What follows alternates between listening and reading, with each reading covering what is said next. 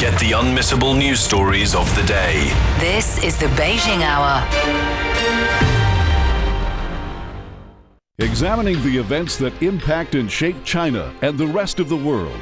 This is the Beijing Hour, 1 hour of news and information brought to you every weekday. Now here's your host. I'm Shane Begum with you on this Tuesday, March 24th, 2026. You're listening to the Beijing Hour, coming to you live from the Chinese capital.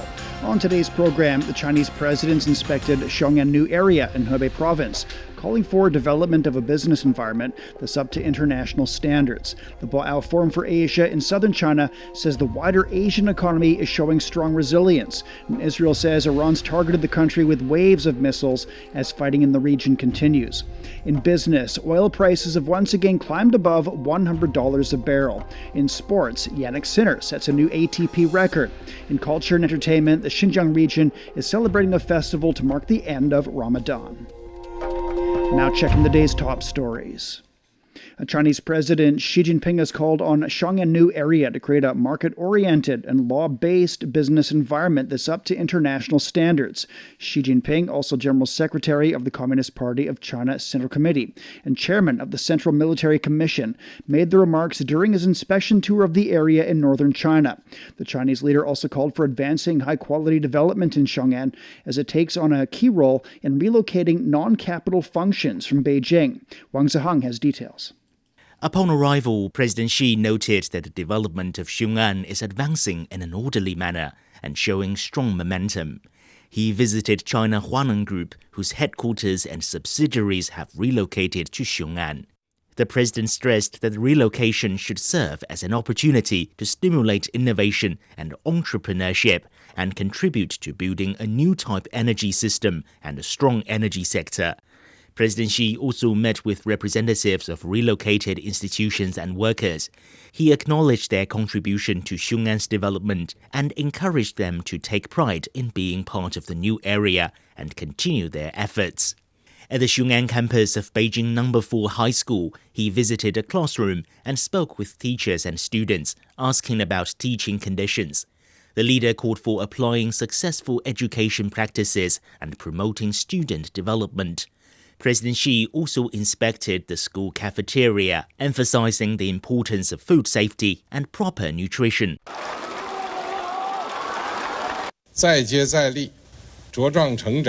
Keep working hard, grow up healthy and well-rounded, and become a capable new generation.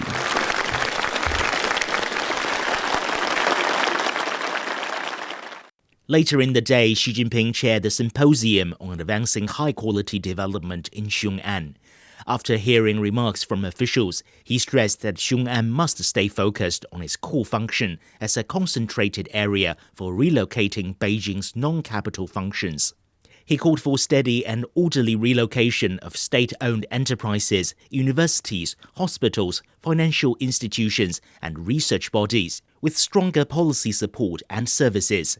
He also called for improving the area's overall capacity through coordinated planning, high-quality construction, and efficient governance.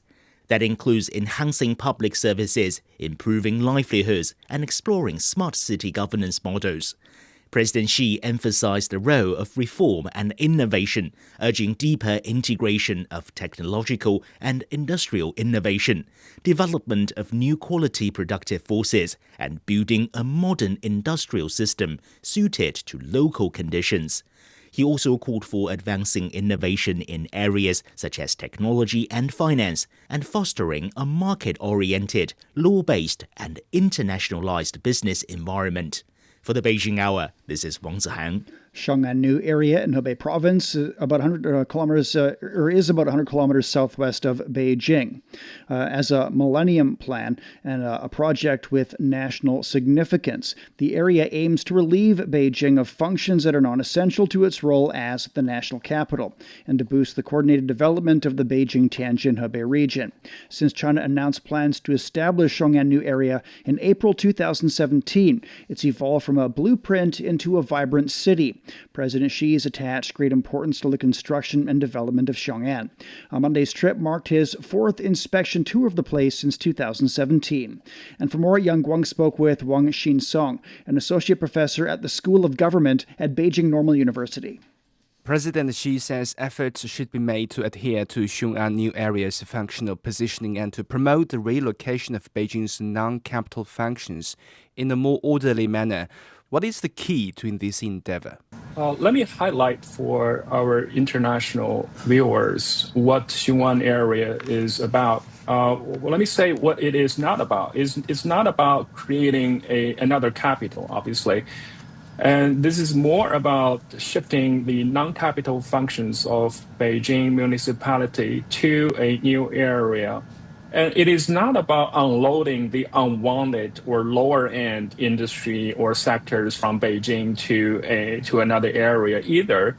And in fact, this is an area I think is going to extend Beijing's strategic space in terms of developing innovation and high technology sectors in an area that is adjacent to Beijing. We're talking about 1 hour drive from Beijing to Xiongan. So if you look around the world where many capitals are having issues of being overcrowded and having too many industries and so on and so forth, and the usual trajectory is to find another capital, to build a new capital. But here, I think in Beijing, it is more strategic in that it does not build a new one, but it builds a separate area that's adjacent to Beijing that can actually connect Beijing's strategic sectors and extending the strategic space. President Xi also stressed that Xiongan should develop new quality productive forces and foster scientific and industrial innovation. How can the new area continuously attract resources to promote innovation and high-quality development? This perfectly complements my earlier comment. This is not to unload the unwanted sectors. Actually, innovation is the key word for Xiongan's industry. And so far, we have seen that strategically important SOEs as well as higher education institutes have already moved to Xiongan area. So we're talking about high talents and the labs and the research institutes and facilities setting up shop in Xiongan area. So this creates a very good foundation for innovative work. But let me also point out that there can be a very organic relationship between municipality of Beijing and that of Xiongan in the sense that Beijing still keeps being one of the innovative centers in China.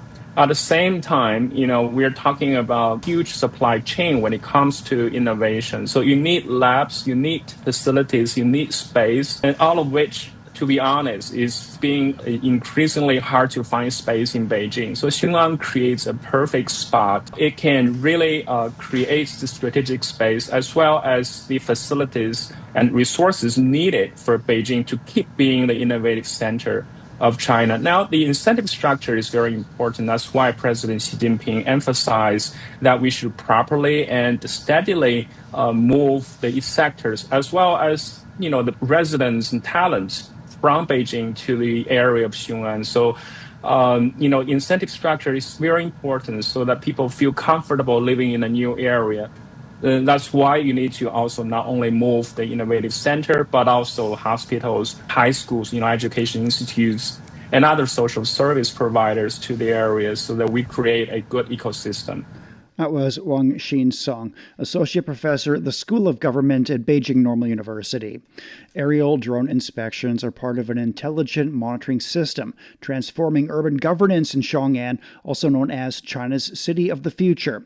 Ning Hong spoke with Guan Mengying with China Telecom Digital City Technology to find out more. Mounted on this smart streetlight pole in Xiongan New Area is a drone bay.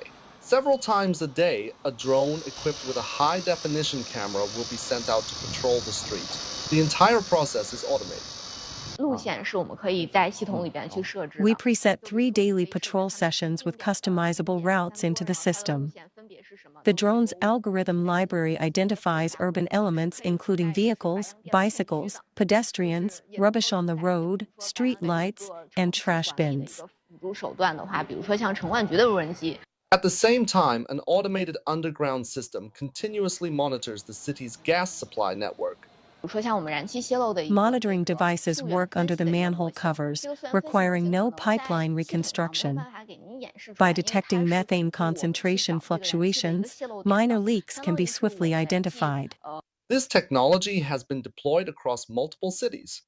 In a recent project, the system integrates 280 million urban data points and over 7,000 surveillance feeds, with AI algorithms auto-flagging anomalies. 3D visualizations replace traditional computer-generated blueprints. CAD blueprints previously caused frequent utility ruptures during construction.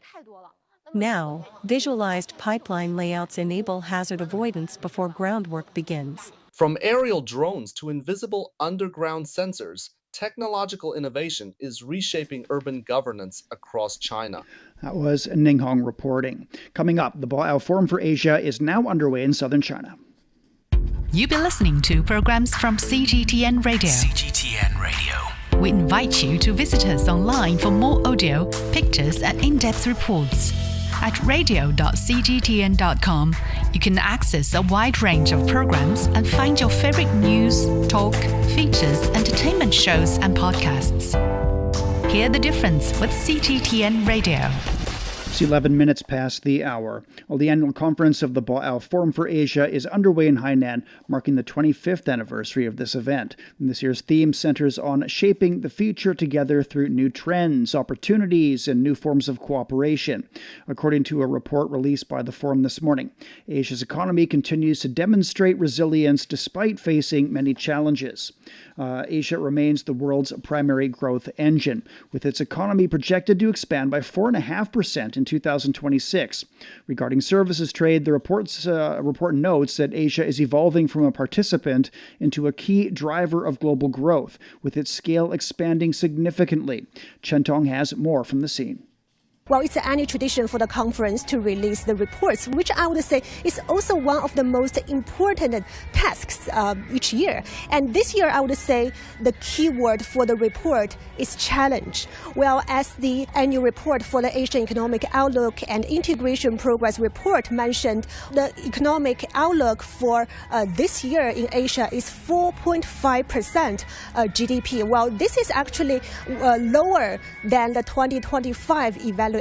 But as researchers mentioned, this figure is still not bad, as this figure is actually higher than the global economic outlook. And second, the unemployment rate in Asia will also rise to 4.36%. This is mainly attributed by the the technological improvement and AI development in the region. And also, inflation will also rise in 2026, considering the surge in oil prices and uncertainties of the foreign exchange rates.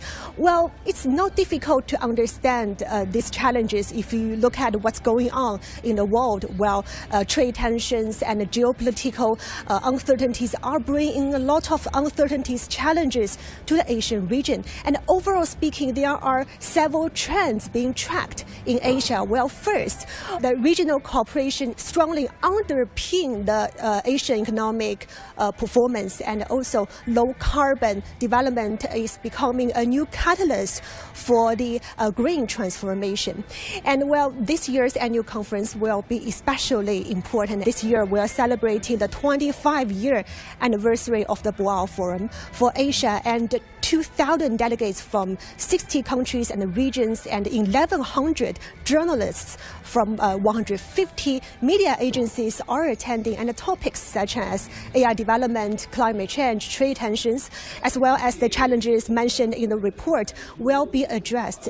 That was Chen Tong at the Boao Forum in Hainan. A senior official from the APEC Secretariat described the Hainan Free Trade Port as a key testing ground for regional connectivity and liberalization amid rising global economic uncertainty. Speaking with Song Rui-Shin on the sidelines of the forum, APEC Executive Director Eduardo Pedrosa also noted how new frameworks such as the Digital Economy Partnership Agreement show that cooperation in the region is still moving forward. As you look out at this year's Boao agenda, what are the most interesting intersections between the discussions happening here and the priorities for APEC under China's 2026 host year? Definitely, it's an extremely important time for for the region and for the global economy. Cooperation is essential to ensuring that growth continues and that we can continue to create jobs and innovate in our economies. But the first issue that I think APEC and Boao have in common is the trading system. We're going through this transition time, and this is a great opportunity for regional economies to discuss their own views on what the future will be and how to ensure that the multilateral trading system continues to innovate, reform, and address those issues of central concern to businesses and people. The second area of intersection is on innovation. We see a very strong focus this year at Boao on innovation. This is something that APEC has focused on for many years. Last year in Korea, there was an AI initiative. And this is to make sure that the way we approach AI in APEC is aligned and that everyone can benefit from it. So this is a rare opportunity to bring all of the sort of greatest minds from the Asia Pacific together to think about what direction do we want the region to take. In a previous interview, you mentioned that you looked forward to drawing insights from China's 15th five-year plan and the country's experience in connectivity and trade structure. Mm-hmm.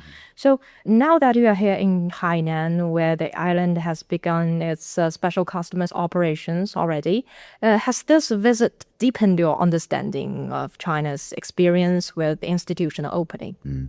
Well, one thing that I always remember or think of about China's own economic development since the 1980s is the idea of crossing the river by feeling the stones. So Hainan is one of those opportunities where we look at how we're crossing that river. And so Hainan as a free trade zone moving towards the digital economy gives an opportunity for us to understand what liberalization and connectivity means for all of us today. As for China's economic development plans over the future, I really think it's important to remember that China now is the second largest consumer economy in the world. That hasn't been the case. And so that's another potential driver of growth. You know, over the past history of APEC, for example, China's incomes per capita were relatively low, around $3,000 a year. Now it's closer to $15,000. So this means that there's a very large consumer base in China that can also drive economy in addition to the sort of manufacturing that China is well known for. But another part of this is the focus on innovation. We're seeing a huge amount of innovation in China, which is something that can be harnessed for future growth, but not just for China, but for the rest of Asian and global economies. That was Eduardo Pedrosa, Executive Director of the APEC Secretariat. A former Prime Minister of New Zealand has been a strong supporter of the Boao Forum since its establishment 25 years ago. During a recent interview with CGTN, Dame Jenny Shipley highlighted the forum's role in shaping the economic future of the Asia-Pacific region. Well, I first went in the very early 2000s, but it was off the back of that momentum around APEC. I don't know if they anticipated it would grow to what it is now. It really is the Davos equivalent of the Asian Pacific area. But it was a big idea, and I was delighted to be involved. How important is the forum in enhancing regional dialogue and cooperation, especially in times like these of geopolitical turbulence? It acknowledges that the geopolitical environment and the economic environment are connected, and so there will be a lot of discussion about any loss of confidence globally does impact on GDP growth, and people will talk about not only the reality of that, but what you can do in response. What about the rules-based order, which appears to be under threat at the moment? What's your view about bilateralism and looking ahead? Well, look, China and New Zealand share the view that open markets and the rules-based order is critical for us all. I think all of us are very alarmed that the environment that we've been able to rely on for at least 40 years, if not longer, is very much diminished. China hosts APEC later this year. They will be looking to stabilise the region, strengthen the ways in which our rules-based systems, particularly in trade, can still allow our populations and our economies to flourish. And of course, this is the first forum to be held in Hainan since it was launched an island-wide customs closure. What opportunities do you see arising out of that free trade port? China's used these free trade zones very successfully. I think that for New Zealand, it is well worth exploring the advantages that could be gained. Remember where the economies that are growing exist. Hainan sits right on the interface of Southeast Asia and South Asia. It's a very important entry point. So I think strategically, it's very well positioned to be successful. That was a former Prime Minister of New Zealand sharing her thoughts on the Boao Forum for Asia. Coming up, Israel says Iran has launched waves of missiles as fighting continues. Discover the realities and responses to our changing climate with Climate Watch. Uncover critical issues such as the Masai Mara's disrupted wildebeest migration and the drop in the Panama Canal's water levels. Delve into solutions for a sustainable future. Tune in to Climate Watch on your favorite podcast platform. Become more eco-conscious and take action to protect our planet. 21 past the hour. The Israeli military says Iran has launched waves of missiles at Israel. The attacks triggered air raid sirens in parts of the country, including Tel Aviv. U.S. President Donald Trump postponed strikes on Iran's energy sites for 5 days, citing productive talks with Iranian officials, but Tehran denies holding any negotiations with Washington. Jim Spellman has more. Over the weekend, U.S. President Donald Trump threatened to attack Iran's power plants if the Strait of Hormuz wasn't opened by Monday. But now Trump says he is delaying those attacks by at least 5 days, posting on social media early Monday morning about previously unreported talks that are allegedly happening between the U.S. and Iran. He wrote in part, productive conversations regarding a complete and total resolution of our hostilities in the Middle East were underway. He followed that up with comments later in the day. Listen. We have had very, very strong talks. We'll see where they lead. We have major points of agreement. I would say almost all points of agreement. We'll at some point very, very soon meet. We're doing a 5-day period. We'll see how that goes.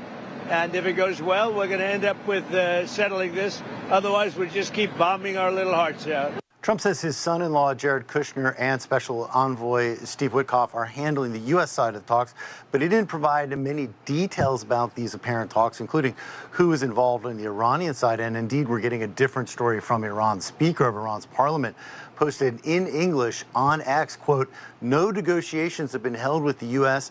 and fake news is used to manipulate the financial and oil markets and escape the quagmire in which the U.S. and Israel are trapped." Iran's Fars news service reported there is, quote, "no direct or indirect contact between Tehran and Washington." That was Jim Spellman reporting. A Colombian Air Force plane crashed shortly after takeoff in the southern part of the country, killing over 60 people and injuring dozens. Michelle Begay has more from Bogota. A terrible tragedy that occurred on Monday morning at 9:50 a.m. in the Puerto Leguizamo airport. More than 120 people were on board the aircraft. Officials are investigating. With deep sorrow, I report that a Hercules aircraft suffered a tragic accident while taking off from Putumayo as it was transporting troops. Military units are already at the scene of the incident. However, the exact number of victims and the causes of the crash have not yet been determined. All care protocols for the victims and their families have been activated, as well as a corresponding investigation. Officials said 114 soldiers were passengers on that flight, and those who are in critical condition are being taken to nearby hospitals. They have to be airlifted and taken in other aircrafts. The airport is strictly for military purposes. President Gustavo Petro spoke earlier in the day and said that this was a preventable tragedy, and he alluded to the fact that many of the military aircrafts need to be renovated and that his government, he said, has not been able to do so because of bureaucratic blockades. And so he made a call for the military to be able to modernize their fleets as soon as possible. March 25th marks the International Day of Remembrance of the victims of slavery in the transatlantic slave trade.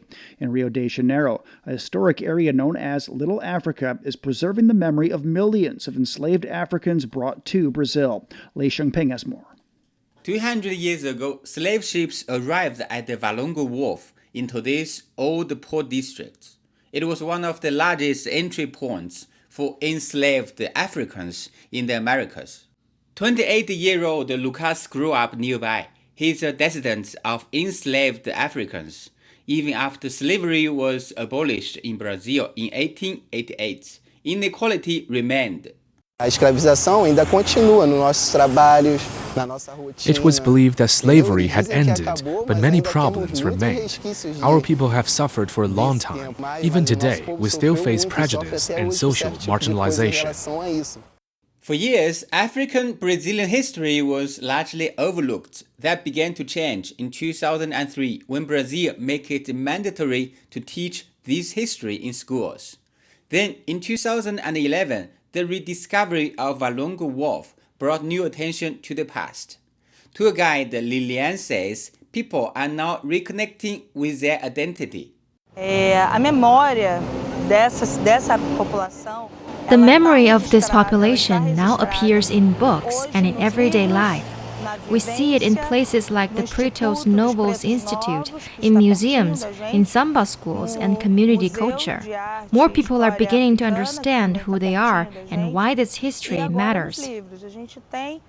Less than a kilometer away is the Pretos Novos Institute. It was founded after a homeowner uncovered the human remains during renovations in 1990s. The site was later identified as a burial ground for enslaved Africans. Owner Mercedes Guimarães turned her home into a memorial. When you discover that about 40,000 people are buried beneath your house and nearby land, many of them young people and children, you realize you cannot ignore it. If you do not fight for preserving this memory, who will? I have worked for this memory for more than 30 years. I am so proud of this. Visitors from around the world come here. Many live in silence. Personally, it's very sad. For me, it's very, very sad. I don't know if I have another word, because think about all of this, that it wasn't a movie, but it was real. It's cruel. Nearby, the Museum of Black History and Culture of Rio tells a broader story, not just of suffering, but of resilience. Director Sinara says it's about reclaiming identity. Cultural spaces like this allow us to organize ourselves again, intellectually, spiritually, and politically. This museum carries the responsibility of remembering what happened. But our history is not only about slavery, it is also a history of struggle, resistance, and resilience. Education programs here focus on younger generations. Coordinator Neila says today's youth is increasingly engaged. Young people today are more political aware. They speak up more. They want their voices to be heard, and many of them are ready to take action. From port to memorial to museum, Little Africa is keeping this history alive. It is not only Brazil's story, but their shared human legacy. That was Li Shangping reporting, with contributions from Chen Guo. We're at 29 past now. Beijing down to 7 this evening. It'll be cloudy and 25 on Wednesday. Shanghai will see a light rainfall overnight down to 10 degrees, as followed up with overcast conditions and 19. Chongqing and Nanjing both getting a light rainfall, and the temperature is the same, a low of 14, a high of 19. Lhasa will see sleet, and it's down to 0, and that's followed by cloudy conditions in 14. Elsewhere in Asia, Islamabad will be overcast and 14 overnight, then a light rainfall in 27. Vientiane's cloudy and 25, then sunny and 37. Phnom Penh's overcast and 24 this evening, then cloudy and 36. In Africa, Nairobi will be getting a light rainfall and a high of 24 degrees on Wednesday. It's time for a short break. So far this hour, the Chinese president inspected Xiongan New Area in Hebei province, calling for development of a business environment that's up to international standards. The Boao Forum for Asia in southern China says the wider Asian economy is showing strong resilience. And Israel says Iran's targeted the country with waves of missiles as fighting in the region continues. Shane Begum with you. Stay with us here on the Beijing Hour.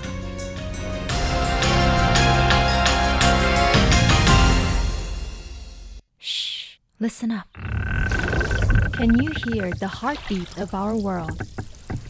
It's vibrant and pulsating with the essence of life itself.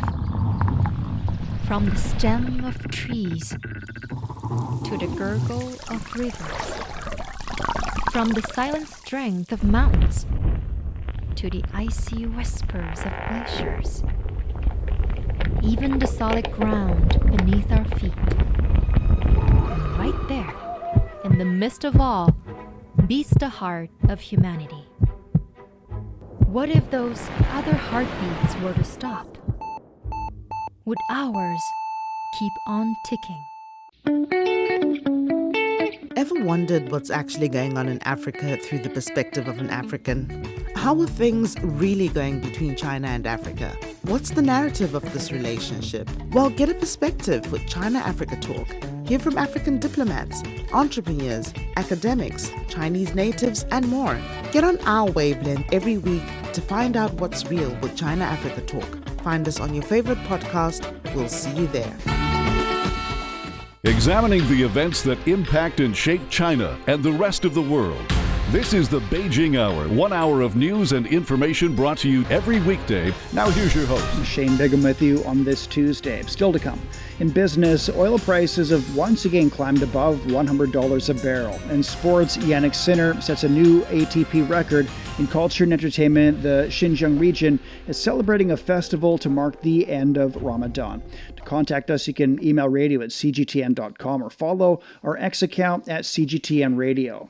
Now with the check of the day's headlines, here's Wang Zihang. Thank you, Shane. Chinese Vice President Han Zheng has reaffirmed China's commitment to expanding trade with Kenya and the wider African region. He attended the China-Kenya Business Forum in Nairobi, calling for extending cooperation in agricultural technology, the digital economy, and green energy. Han said China is ready to support African countries in transforming resource advantages into development strengths to advance modernization.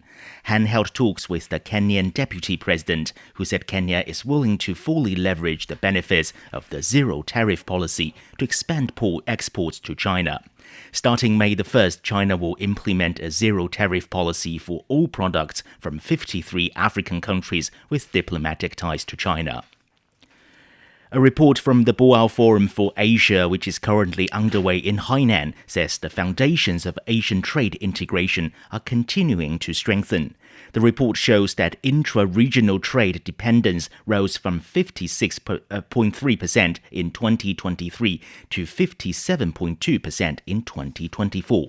The report highlights a growing trend among major economies in the region to orient trade more towards neighboring markets.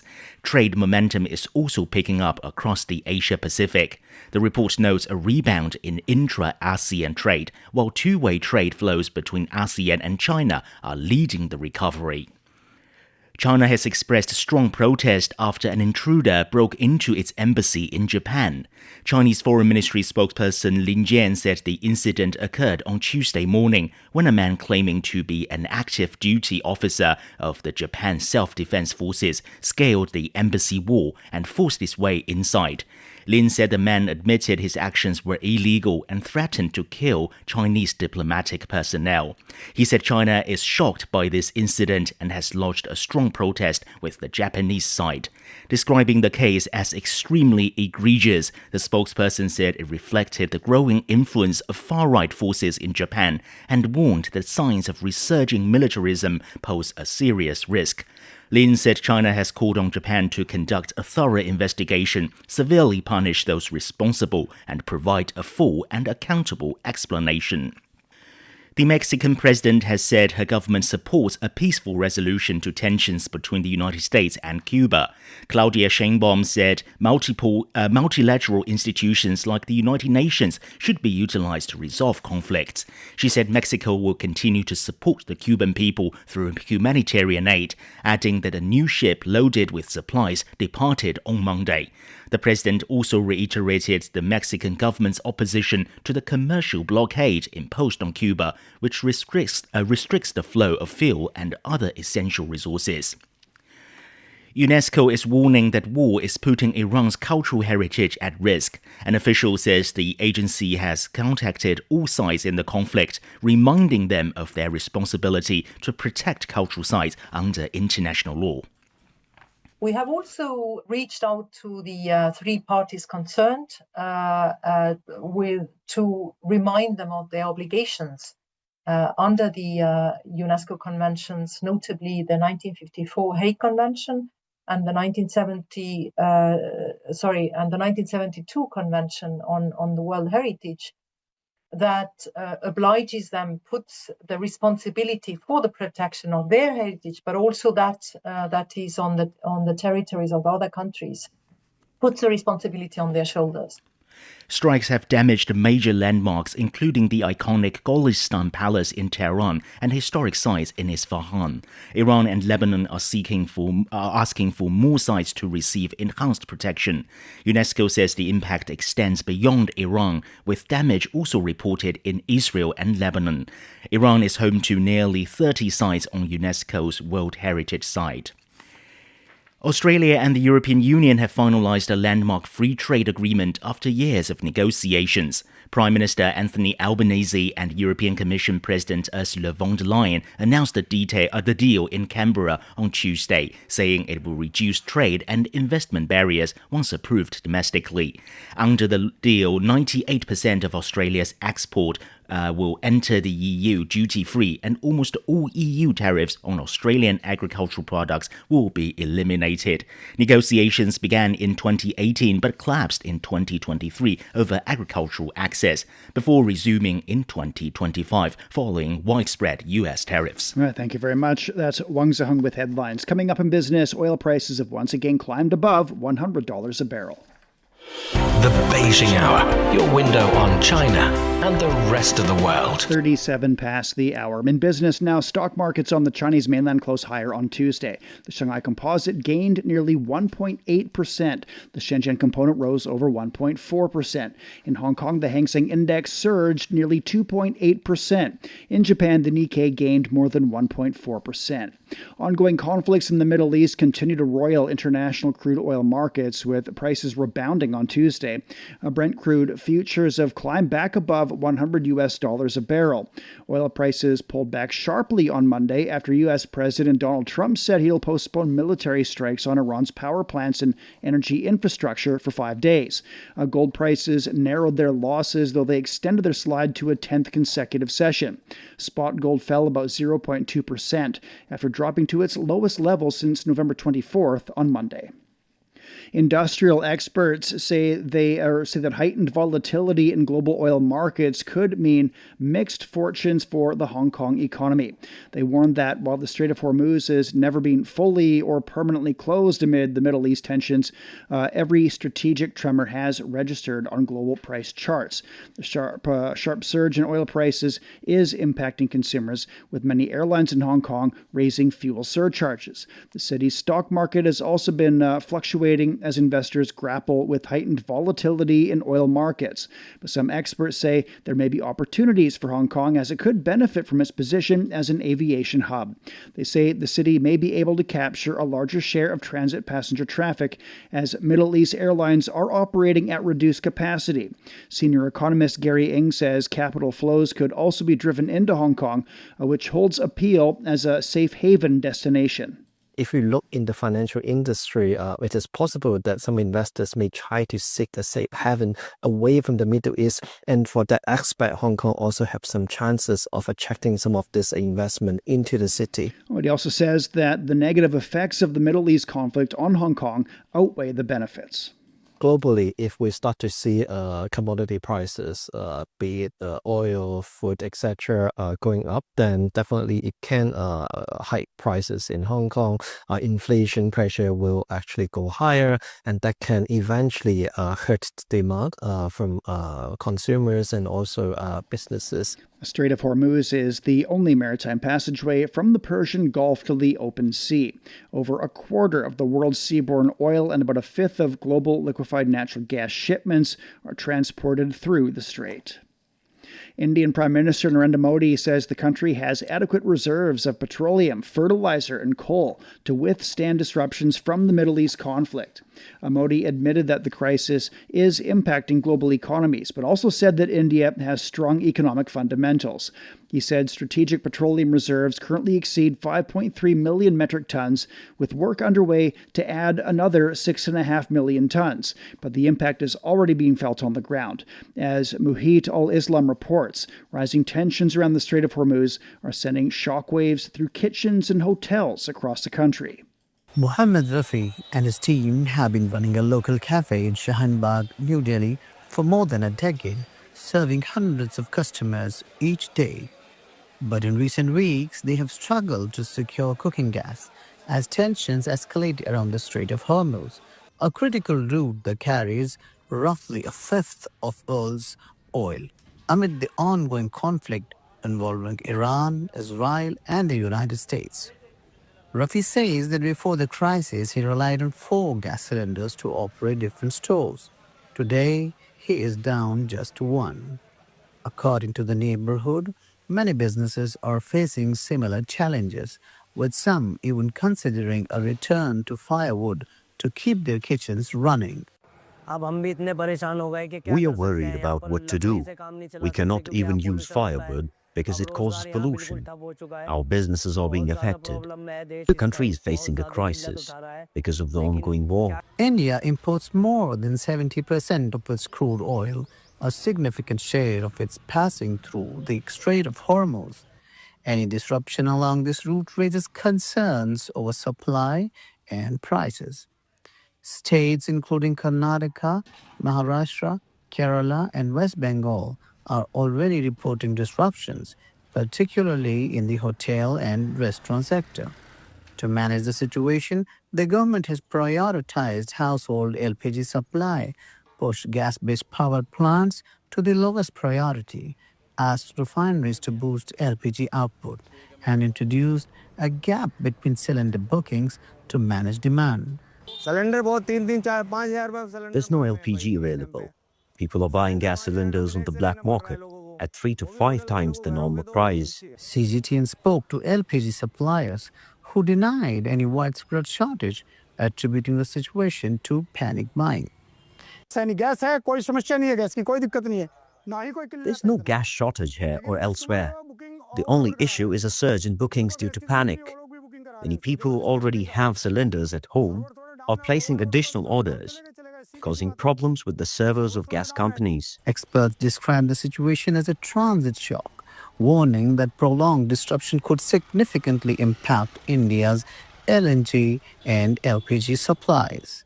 While Russian oil supplies and strategic reserves may offer a short-term cushion, a prolonged disruption could still push inflation higher. So I think India is right to be cautious, but it needs to be also more assertive in its position to counter any recalibration of efforts within its own outreach in the Gulf. I mean, India stands to lose a lot more if the Gulf countries are adversely impacted by a war, which is not their doing, which is clearly a part of an Israel-US effort on attacking Iran. And we should do everything possible to be cautious and conservative. The Ministry of Petroleum and Natural Gas could not be reached for comment. As global tensions disrupt critical energy routes, the impact is now being felt far beyond conflict zones inside millions of kitchens across India. That was Muhit al-Islam in New Delhi. Well, as spring farming gets underway across China, smart machinery is transforming the way that farmers work by making planting faster, more precise, and more cost-effective. Qizhi has more. At an agricultural service center in eastern China, a survey drone lifts off to map irregular farmland in mountainous areas. The data is processed in real time through a digital system. Once mapping is complete, operation plans are automatically generated and sent to crop protection drones. 根据我们丘陵山区的田块的特点，我们开发了一套数字化的管理系统。 We developed a digital management system tailored to hilly terrain. Farmers can locate their plots with one click and use drones for field management and pest control. This has greatly improved efficiency while reducing field management costs by about 30%. The system also enables autonomous farming. Driverless rotary tillers can carry out plowing automatically, as farmers simply tap a button to start the job. The results are clear. Seed use is down by more than 20%, survival rates exceed 95%, and labor costs per unit of land have fallen by over 15%. And this is happening nationwide. In southern China, early rice planting is already underway. Automated systems now handle key steps from seeding and seedling transport to irrigation, reducing manual work across the process. In large rice fields, driverless transplanters move information. They follow satellite-guided routes, adjusting direction automatically. Each machine can plant nearly 0.7 hectare per hour, fast and highly precise. With this navigation system, row spacing can be aligned very precisely. The plants grow in straight, even rows, which improves ventilation in coastal areas. That creates better conditions for later stage management and helps reduce pests and diseases. This spring, more than 750,000 units of modern agricultural machinery have been deployed. For farmers, it signals a shift toward smarter, more efficient production. For the Beijing Hour, I'm Xi Zhi. China's Westlake Robotics has revealed a new humanoid machine which can imitate human movements in real time. The robot's empowered by the General Action Expert model. Robots powered by the model can mimic the performance of an operator. A person dressed in a motion capture suit waved, turned, and kicked a ball, with the new robot mirroring every move within milliseconds. You're listening to the Beijing Hour. Coming up in sports, Yannick Sinner sets a new ATP record. Sideline Story brings you all things sports related. The hottest topics, latest events, juiciest stories, all with a very personal take. Subscribe to Sideline Story Podcast for heated sports discussions covering events that are happening in China and around the world. 47 past the hour. And with sports now, here's Yang Guang. Thank you, Shane. In tennis, Yannick Sinner has set a new ATP Masters 1000 record by winning 26 straight sets. The second seed beat Corentin Moutet in straight sets in the round of 32 at Miami Open. Sinner won his 25th and 26th straight sets at Masters 1000 event during the reign, surpassing the previous record of 24 that he had shared with Novak Djokovic. He won his last two Masters titles without dropping a set. I'm very happy, but in the same time, I don't play, for this. I'm very happy to be here. It has been for sure a tournament I've also missed, last year. So I'm very happy, and everything can happen. This sport is so unpredictable, so we try to keep, the attention very high as much as we can, and then we'll see what's coming now in the next round. Alexander Zverev advanced to the round of 16 as well, defeating Marin Cilic in 3 sets. Francis Tiafoe also progressed, beating defending champion Jakub Mansik in 3 sets. The win marked a major milestone for Tiafoe as it marked his 250th tour-level victory. Tiafoe made it to the round of 16 in Miami for the 5th time in his career. Aryna Sabalenka has advanced to the quarterfinals of the Miami Open. She defeated China's Zheng Qingwen 6-3, 6-4. The defending champion secured victory in 1 hour 25 minutes, improving to 8-1 against Zheng. Yeah, I feel great. I think it was great match. I feel like the rhythm is back, the serve is much better, and everything worked much better than the previous matches. So super happy with the level and the perform with the win today. Sabalenka also talked about her Australian Open loss, saying she will try to be better. As soon as I left Australia Open, I kind of forgot it. We just spoke with my team. We did some, let's say, mental changes, the way I approach the finals now, and we changed some preparation. It's always a work process, you win, you lose, you never lose actually. You learn and you just try to do better next time. In the quarterfinals, Sabalenka will face Hailey Baptiste, who reached her first WTA 1000 quarterfinal. Baptiste knocked out Elena Ostapenko in straight sets. Coco Gauff has also reached the last 8, beating Sorana Castilla in 3 sets. They are joined by third seed Elena Rybakina, Jessica Pegula, Belinda Bencic, and Victoria Mboko. Zhang Shuai and Alice Mertens have advanced to the quarterfinals in the women's doubles event in Miami. They defeated Jennifer Brady and Catherine McNally in straight sets. Chinese duo Jiang Xinyu and Xu Yifan also secured a place in the next round. In football, warm-up matches begin in the coming days as teams prepare for the 2026 World Cup. Portugal will be going up against Mexico and the USA. Cristiano Ronaldo will miss the friendlies with a hamstring problem.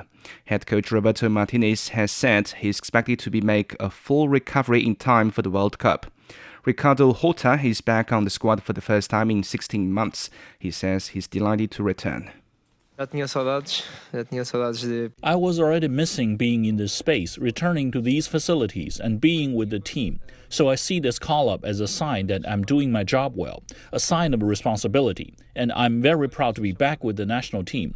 The expectations are to play a good game against Mexico and adapt to the weather conditions in Mexico. And we will see how the team reacts. When the tournament starts, Portugal will be in Group K and take on Colombia and Uzbekistan and one of the DR Congo, Jamaica or New Caledonia. Brazil has been working out in Orlando ahead of two upcoming friendlies. They are set to face France in Massachusetts and Croatia in Orlando. In basketball action from the NBA, Tumani Camara scored 35 points and the Portland Trail Blazers beat Brooklyn Nets 134-99. 6 Portland players had double digits. Chinese player Yang Hansen contributed 4 points and 3 rebounds during about 9 minutes of play. Tyson Etienne led the Nets with 18 points. And finally, Victor Wembanyama has said he wants to win the NBA's most valuable player this season. He spoke after the Spurs beat Miami, clinching their first division title in 9 years. He says there's a debate right now, but he wants to make sure there's no debate by season's end. Yeah, I have thought about it. I think right now there is a debate that should be, even though I think I should lead the race. And I'm trying to make sure that until the end of the season, there's no debate anymore. Wembanyama averages 24.3 points, 11.2 rebounds, 3 assists and 3 blocks per game. He joins an exclusive list of players who have put up such numbers. Reports say reigning MVP Shai Gilgeous-Alexander of the Thunder remains the overwhelming favorite to win the trophy. Luka Doncic was second. All right, thank you very much. That's Yang Guang with sports. And you're listening to the Beijing Hour. Coming up in culture and entertainment, the Xinjiang region is celebrating a festival to mark the end of Ramadan. From north to south, east to west, people in China are chasing their dreams and leaving their mark. Want to know how they beat the odds and made a difference? Footprints brings you the true life stories of their journeys. 53 past the hour. In culture and entertainment, recent days, communities across Xinjiang have been celebrating the Rozi Festival, marking the end of Ramadan with joyful traditions. The Grand Bazaar in Urumqi feature red lanterns and vibrant dances. In Kashgar, residents in colorful attire dance together at People's Square and the Old City, warmly welcoming visitors. From cities to villages, the festival unites people in dance, laughter, and shared joy. Wu Haojun reports. A true display of unity and tradition. In Urumqi's Grand Bazaar, red lanterns light up the streets, setting a festive tone. Crowds of locals and tourists gather as performers in traditional costumes take to the floats and plazas. The elegant bowl dance and the spirited eagle dance take center stage, each offering a glimpse into the rich cultural traditions of Xinjiang's ethnic groups. I came from Henan to visit Xinjiang at the invitation of 2 friends. The dances are so beautiful, the performers are graceful and welcoming. Xinjiang is truly a wonderful place.